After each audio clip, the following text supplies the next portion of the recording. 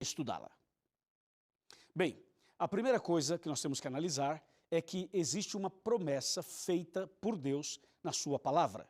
E essa promessa está em Joel, no Antigo Testamento, no capítulo 2, vamos para Joel. Joel, capítulo 2, e aí sim, versículo 28.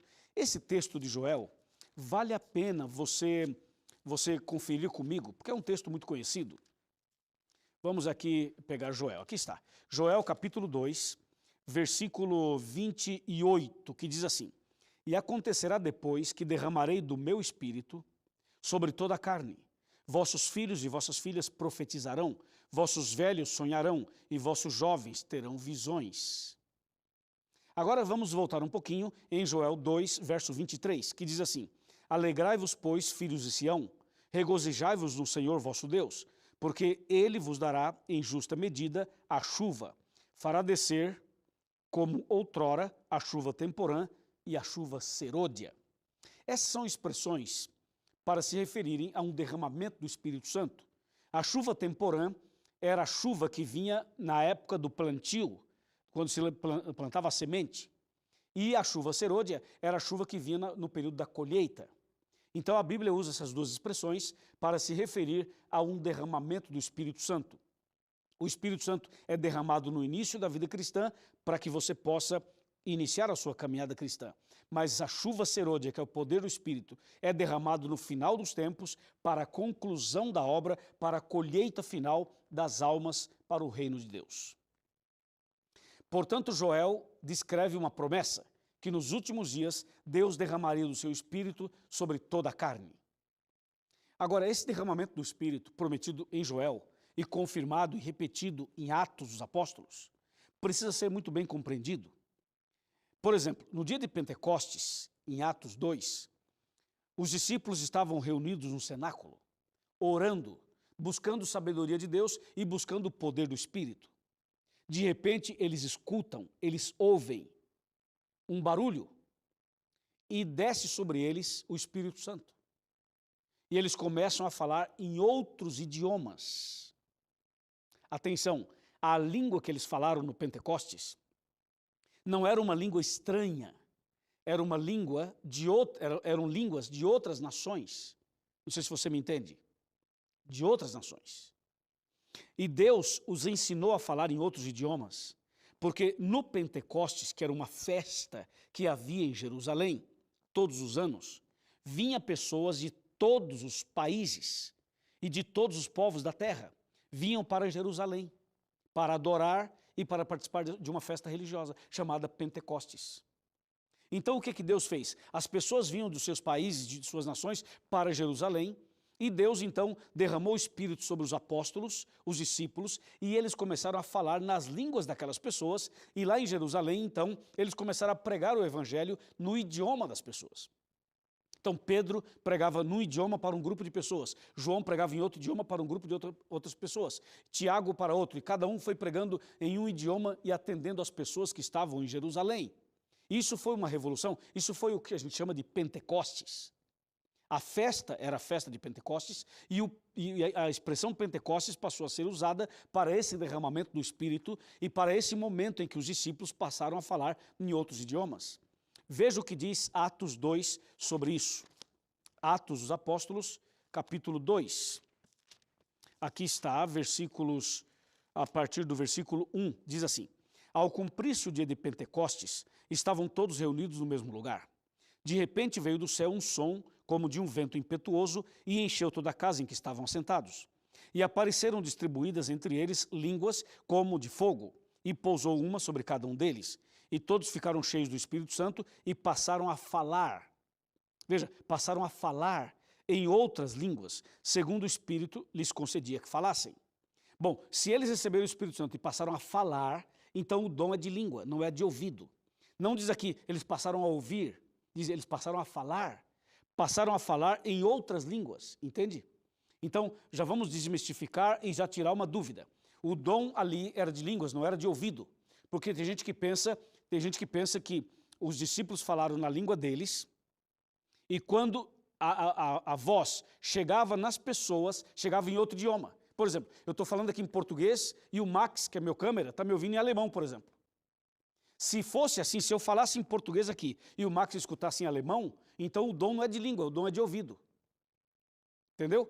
O que a Bíblia fala é do dom de línguas. Então, os discípulos falaram em outros idiomas e as pessoas que falavam esses idiomas ouviram a mensagem na sua própria língua. Isso aconteceu no Pentecostes. E um detalhe, havia um propósito. Qual era o propósito? O propósito era evangelização. Deus queria que as pessoas recebessem a palavra ali, voltassem para os seus países e levassem o evangelho para os seus países. E foi exatamente isso que aconteceu. Nada mais além disso. Está bem? Agora você deve pensar assim, pastor, e 1 Coríntios 14? Vamos para lá, vamos para lá. 1 Coríntios 14. Veja, aqui está a grande questão que as igrejas pentecostais modernas se apegam. Vamos então para 1 Coríntios capítulo 14, versículos 1 em diante. O verso 1 diz, segui o amor e procurai com zelo os dons espirituais, mas principalmente que profetizeis. Número 2, pois quem fala em outra língua, não fala aos homens, senão a Deus, visto que ninguém o entende e em espírito fala mistérios. Verso 3, mas o que profetiza fala aos homens, edificando, exortando e consolando. Bom, o versículo que traz a grande confusão é o versículo 2. Vou ler outra vez. O 2 diz assim, pois quem fala em outra língua não fala aos homens, senão a Deus, visto que ninguém o entende e em espírito fala mistérios. Esse é o verso onde as pessoas se apegam para tentar defender uma língua que ninguém entende. Porque fala aqui que ninguém o entende, só Deus o entende. Então, as pessoas pegam esta frase. Deixa eu colocar para você aqui um exemplo, tá? Por exemplo, eu vou falar com você aqui em inglês. Uma frase simples, what's your name, how are you, good morning, alguma coisa assim. Veja, são frases em outro idioma, qualquer um entende, how are you, como vai você? Né? Good morning, bom dia. Né? Qual o seu nome, what's your name? Então, eu posso falar em outro idioma e você vai entender, e se você não entender, alguém pode interpretar. Tá certo? Agora veja, eu vou falar numa língua estranha, tá? Agora, para você analisar. Veja, Handala macanta labás, cans parás paturiteias salamaias nacamaias sacamaias. Bom, o que eu acabei de falar não significa nada. Absolutamente nada. Mas se eu falasse isso aqui, impostasse a minha voz e colocasse um fundo musical aqui, um negócio meio para cima, algo assim mais extraordinário assim, e eu começasse, apontasse para você e falasse Handalamakantalabash, e começasse a falar, mudasse o tom da minha voz e não sei o quê, não sei o quê, não sei o quê, alguém iria falar o seguinte, esse pastor está cheio do Espírito Santo. Mas veja bem, nós estamos aqui estudando a Bíblia. É um estudo de revelações, para você entender a revelação de Deus. Esse verso 2, 1 Coríntios 14, verso 2, que fala assim, pois quem fala em outra língua não fala aos homens senão a Deus, visto que ninguém o entende, o Espírito fala mistérios. Se você pegar a história do livro de Corinto e a história do capítulo 14, aí sim resolve todo o problema. E é isso que nós vamos fazer agora.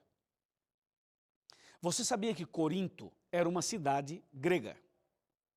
E Corinto era uma cidade litorânea, como Ubatuba, Caraguatatuba, Santos, como as praias a região de Fortaleza, como a região norte e nordeste, especialmente poderíamos citar Rio de Janeiro.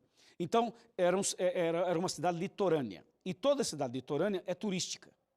E ali tinha o porto também. Então, vinham pessoas de vários lugares do mundo a trabalho, a passeio, ali em Corinto.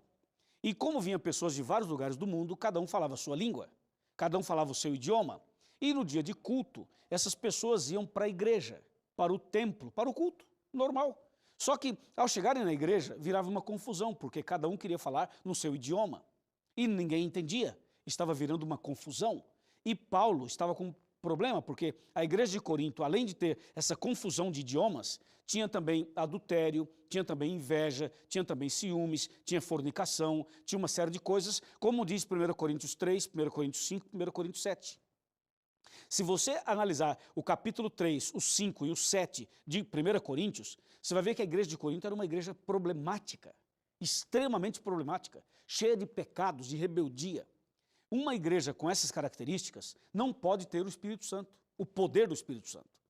para que ela possa receber o poder do Espírito Santo, ela precisa passar por um processo de arrependimento, confissão e abandono. Então, Paulo tinha que organizar esta igreja, levar a igreja a uma consagração, eliminar esses pecados da igreja, e tinha também que organizar o culto, porque era um culto de uma igreja turística, onde pessoas de vários lugares chegavam e falavam nas suas próprias línguas. E quando alguém falava na sua língua, as pessoas não entendiam. Por isso que fala, ninguém o entende. Porque cada um chegava e ia falar no seu idioma e as pessoas não entendiam. Mas se a pessoa se ajoelhasse para orar e fizesse uma oração no seu idioma, Deus entendia, claro. Porque Deus entende todos os idiomas.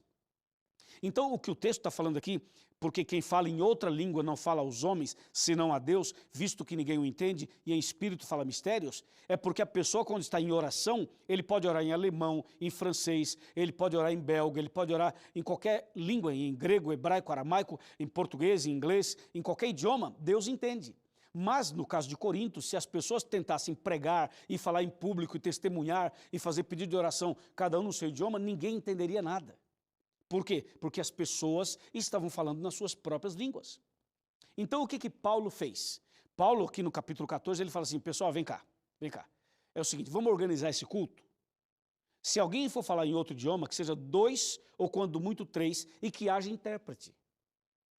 Quando ele fala que haja intérprete, é porque ele está falando que aquela língua era a língua de outras nações, para que pudesse haver uma interpretação. Entendeu? Não é o que as pessoas pensam por aí, que eles estavam falando em línguas estranhas. Não, não era. Eram as línguas dos países mesmo. Só que as pessoas estavam, todo mundo falando ao mesmo tempo e gerando uma confusão e ninguém entendia nada. Então Paulo organiza o culto e diz assim, aqui quando forem falar, fale 2 ou quando muito 3 e que haja intérprete. Se não houver intérprete, fique calado, não fala nada. Para não criar um problema no culto. Muito simples. Mas o texto continua, 1 Coríntios 14 agora, vamos para o versículo 9, olha que interessante. 1 Coríntios 14, 9, ele fala assim, assim vós, se com a língua não disserdes palavra compreensível, como se entenderá o que dizeis? Porque estareis como se falasseis ao ar. Paulo está dizendo, se vocês não falarem na língua compreensível, como se vai entender o que vocês estão dizendo? É como se falassem ao ar, quer dizer, não faz sentido nenhum. Olha agora o versículo 19. Paulo diz assim, contudo, eu prefiro falar na igreja 5 palavras com o meu entendimento para instruir outros a falar 10.000 palavras em outra língua. Então Paulo está deixando bem claro, ele fala assim, eu prefiro falar 5, ele fala aqui, eu prefiro falar 5 palavras com o meu entendimento para instruir os outros a falar 10.000 em outra língua. É óbvio. Então Paulo está preocupado com a igreja e vai tentando organizar o serviço de culto. Entendeu? Então eu li com você o verso 9 e o verso 19. Agora vamos ler o verso 33. 1 Coríntios 14, 33, que diz assim, porque Deus não é Deus de confusão, e sim de paz, como em todas as igrejas dos santos. E o verso 40 fala assim, tudo, porém, seja feito com decência e ordem. Então Paulo, ele chama a atenção da igreja, ele repreende a igreja e fala assim, pessoal, está errado, está totalmente errado isso aqui. Vamos organizar esse programa, vamos organizar o culto. E Paulo começa a organizar o culto. Então, 1 Coríntios 14 não tem nada aqui de fim do mundo. É muito simples, só que as pessoas tentam buscar um argumento aqui para justificar o fato de falar outras em língua estranha. E aí tentam buscar o verso 2 para justificar. Eu esses dias andei ouvindo umas rádios, e fiquei observando o seguinte, eu estava ouvindo uma rádio em que tinha vários programas religiosos, de várias denominações diferentes. Então, saía um pastor, entrava outro. Terminava aquele, vinha outro, e assim o dia inteiro. E esses pastores começam a falar no rádio, e de repente eles começam a falar em línguas, no rádio. Aí alguém telefona, eles atendem o telefonema e falam, quem está falando? É a irmã Maria. Aí ele diz, irmã Maria, Deus tem uma revelação para você. Aí ele fala algumas coisas para a irmã Maria e no meio da fala ele joga um pouco dessas línguas estranhas. Então esse tipo de coisa não tem apoio bíblico, sabe? A Bíblia não fala, não apoia isso. Esse é um artifício, um argumento que muitos usam, mas que não tem apoio bíblico. Entendeu? Olha, falando português, claro, tem gente que não entende. Imagina ficar falando em línguas, essas línguas todas complicadas que tem por aí, que não são nem idiomas. Aliás, aqui tem uma coisa muito séria. Essas mesmas línguas que se falam em alguns cultos evangélicos são as mesmas que se fala em certos centros de espiritismo, em certos centros de macumba. Você sabia disso? Eu já vi pessoas possessas falando línguas. Essas línguas. Então, é preciso tomar cuidado. Por quê? Porque às vezes a pessoa é sincera. Ela tem boa intenção. É uma pessoa realmente de Deus. Mas ela está confusa ou até enganada. Meu irmão, veja só uma coisa. Você olha na Bíblia as pessoas que eram cheias do Espírito Santo. Observe na Bíblia todos que foram cheios do Espírito Santo. Ninguém falou língua estranha. Até os discípulos, lá em Jerusalém, no Pentecostes, falaram em outros idiomas, mas não língua estranha. A Virgem Maria era cheia do Espírito Santo? A Virgem Maria, mãe de Jesus, era cheia do Espírito Santo ou não? Claro que sim, porque o que foi gerado nela foi obra de quem? Do Espírito Santo. Então Maria era cheia do Espírito Santo. Me mostra na Bíblia Maria falando em línguas estranhas. Não tem. Deixa eu te fazer uma pergunta. Elias, o profeta Elias, era cheio do Espírito Santo? Era. Tanto é que já foi arrebatado. Me diz uma coisa, me mostra na Bíblia Elias falando línguas estranhas. Não tem. Moisés era cheio do Espírito Santo? Era. Onde está Moisés? No céu. Me mostra na Bíblia Moisés falando língua estranha. Não tem. Jesus era cheio do Espírito Santo? Claro, né, meu amigo? Claro. Agora, me mostra na Bíblia Jesus falando língua estranha. Não tem. Então você está seguindo quem? Qual é o teu exemplo? Qual é o teu modelo? Não tem. Entendeu? Então veja, ok, tudo bem, respeitamos as pessoas. Cada um faz o que quiser, crê no que quiser, está tudo certo. Mas, biblicamente, não está certo. Você que crê no dom de língua estranha, você está baseado em quê? Fala para mim. Qual é a tua base para falar língua estranha? Não tem. Entendeu? Não tem. Se você olhar Jesus como seu modelo, não tem. Se olhar João Batista, não tem. Se olhar Moisés, não tem. Se olhar Maria, não tem. Se olhar os 12 apóstolos, também não, porque eles falaram em idiomas, em línguas de outras nações, e não língua estranha. E tem mais uma coisa, mais uma. Quando os discípulos falaram em línguas, eles falaram línguas de outras nações e foi num contexto evangelístico, para que as pessoas levassem a palavra para os seus países. Hoje, as pessoas falam línguas estranhas dentro da própria igreja, onde todo mundo é brasileiro e todo mundo fala português. Então eu pergunto, qual o motivo para falar em línguas estranhas? Além de ser língua estranha, né? Porque não é nem língua de outras nações, é estranha. Qual o objetivo de falar língua estranha num círculo de pessoas que falam o mesmo idioma, o português? Ou você acha que Deus não é capaz de falar em português com as pessoas? Claro que é. Então, cuidado com esse sobrenatural. Cuidado com esse tipo de manifestação sobrenatural. Isso não é bíblico. Entendeu? Pensa nisso. Vem cá. Vem aqui. Vamos sentar aqui. Vamos sentar aqui e vamos conversar. Pode chegar mais perto. Pode vir mais perto. Vem, irmão. Vem. Vem, irmã. Pode vir mais perto. Não tenha medo, não. Não tenha medo. Nós estamos falando coisas sérias. Coisas da Bíblia, para o seu bem. E o que eu estou falando não é para agredir nenhuma pessoa, nenhuma igreja. Não. Isso aqui é uma questão de estudo bíblico. É para que você entenda o que diz a Bíblia. Está bem? Entenda definitivamente o que diz a Bíblia. Eu gostaria de finalizar esse tema chamando a sua atenção para Lucas 4. Veja, Evangelho de Lucas, capítulo 4, versículos, vamos ler a partir do versículo 18 e 19. Diz assim: O Espírito do Senhor está sobre mim, pelo que me ungiu para evangelizar os pobres, enviou-me para proclamar libertação aos cativos e restauração da vista aos cegos, e para pôr em liberdade os oprimidos, e apregoar o ano aceitável do Senhor. Então, para que nós queremos o Espírito Santo?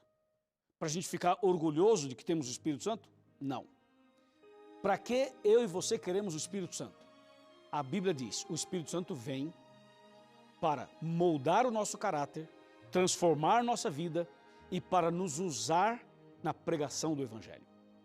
Esse é o propósito de Deus ao dar-nos o Espírito Santo, para nos transformar, nos burilar, nos libertar e então nos usar para evangelizar. Jesus disse isso: o Espírito do Senhor está sobre mim e me ungiu para evangelizar. Esse é o propósito. Fora disso, não existe propósito nenhum. O plano de Deus é que o Evangelho seja pregado no mundo inteiro, para que todas as pessoas conheçam a verdade e se preparem para a volta de Jesus. E aqui o verso 19 diz assim: e apregoar o ano aceitável do Senhor, apregoar a graça, o perdão, a salvação. Sim, enquanto eu falo com você, o Espírito Santo está entre nós.